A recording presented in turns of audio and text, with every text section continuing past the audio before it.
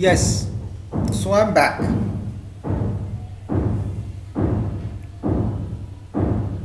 So here Yeats is uh, yearns, or rather, he's wanting for a natural retreat where he will live in peace. Retreat means he wants to go back. Through this poem, or this few lines in this poem, he's trying to depict that the present world is full of dirt and noise. Lastly, through his highlights, the poet's highlights the moral value. He highlights it, actually, if I'm not mistaken. He's highlighting the moral value of appreciating the beauty of nature. And while searching for natural beauty, one can find solitude and peace. Right? So that's the main theme of this poem, or rather, we can call it a message which is being delivered through these lines which Yeats has written. It's the message he's trying to convey to the readers, those who are going to read his poem. And if we can say, it's called a central idea also of the poem, that nature provides an inherently restorative place to which human beings can go to escape the chaos and corrupting influences of the civilization.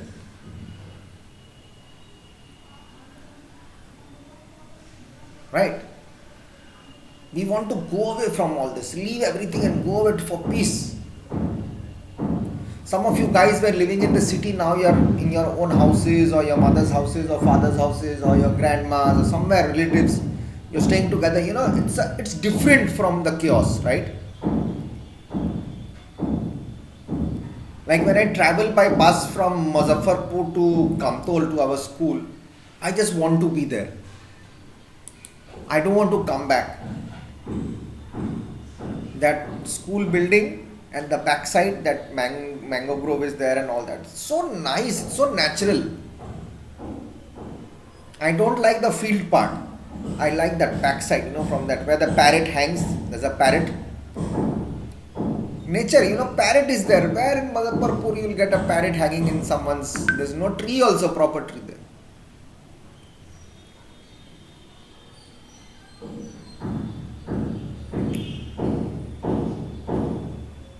So that's what it is all about. Nature. I lived in a place for, you guys won't believe, I want to share with you to make you understand. I loved nature so much. People call owls, which you say, I don't know what you call owls.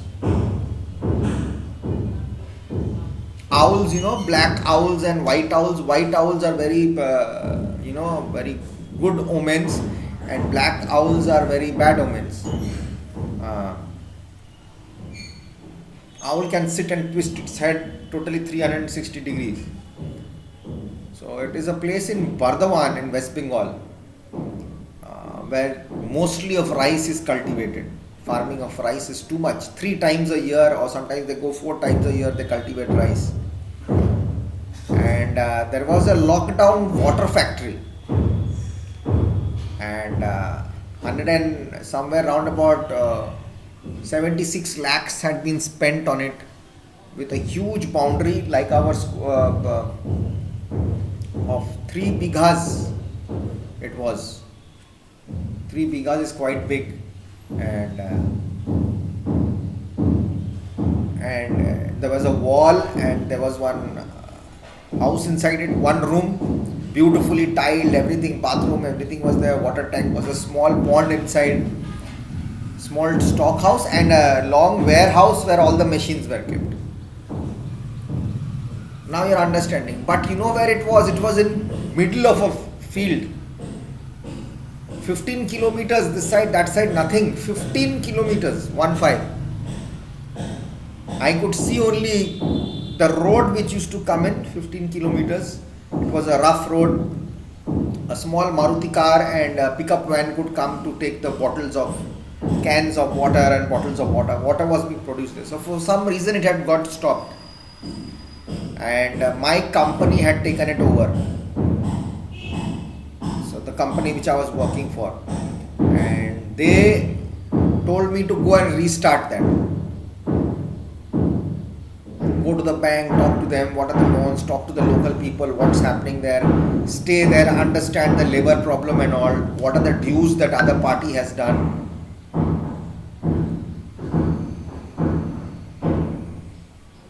So that is a place where I stayed for at least a year, and I loved it, enjoyed it. To get a cup of tea, I had to walk quite far.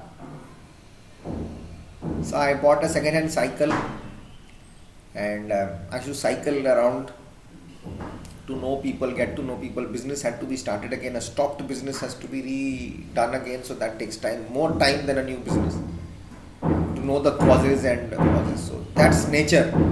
In the night, I used to sit with my chair outside, open sky and nothing around me, and those 2-3 owls sitting and turning their heads. Quite scary, but at the same time I used to enjoy it. Fish in the pond, catch fish inside your compound only. Take it out. Just get down in the pond and start catching. So much of fish was there.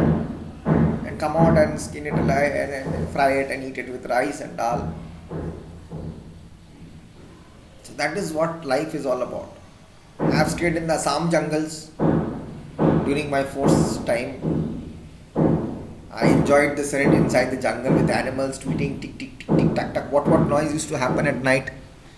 Animals screeching, shouting, jackals. Sometimes one roar of a tiger we used to hear. But where it's roaring, we never knew. It's because tigers won't come close to you. Fire is burning, smoke is there, so it does not come. In the movies, they show it comes and it's taken someone. It happens in villages. They go quietly. If anyone is around, they'll pick up and come away.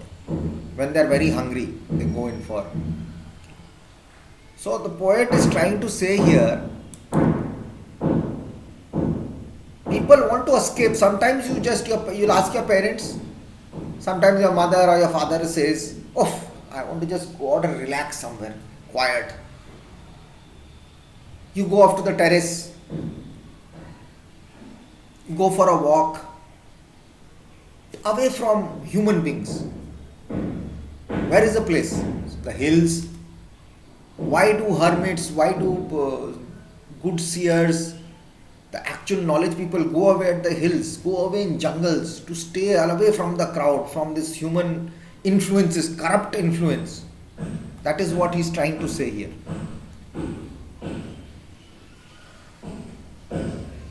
Go into this place where I can only be with nature. Okay, that is the central idea of the poem.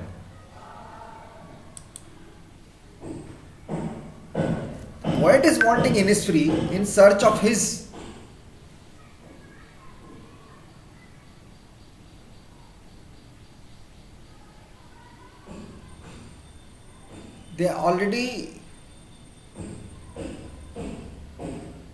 he's wanting to search peace. Okay, so we'll keep it till here. In the next class I'll explain it line by line to you so that you'll understand. You have to read, understand. First put your mind into thinking, what is peace? Where will you find peace? In nature. Think about nature, and then hit this poem and wait for my next class. Okay, and then we'll get explained. Take care, bye bye, and God bless.